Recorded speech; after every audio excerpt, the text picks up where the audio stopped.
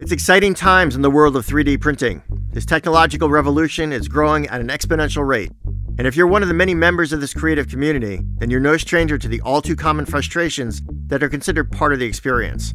For years, the 3D printing community has accepted kapton and masking tape as the go-to standard for 3D printing ABS and PLA, which serves their purpose, but are certainly not a perfect solution.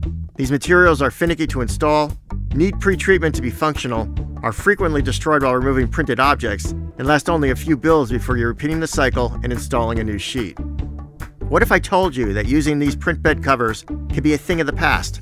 We at Ideal Jacobs Corp. have developed an alternative that we feel will significantly improve the 3D printer user experience and quickly become the industry standard for print bed surfaces for the 3D printing community. Meet BuildTak, the ideal 3D printing surface for FDM 3D printers.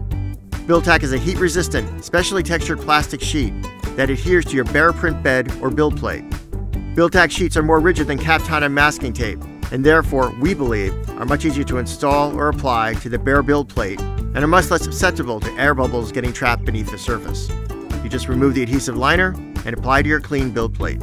Once you have the print bed level and nozzle height set just right, BuildTak just works. Through our experience, we find that 3D printed objects stay put on the BuildTak covered print bed the duration of your build with much fewer chances of curling or coming loose. When the builds are complete, we find that your printed objects just pop right off with significantly less prying or scraping than what you're probably used to with other alternatives. You might even find that BuildTak can hold your object in place even when the object cannot stand on its own. BuildTak is found to be more durable in nature, so it can be more effective in protecting the build plate.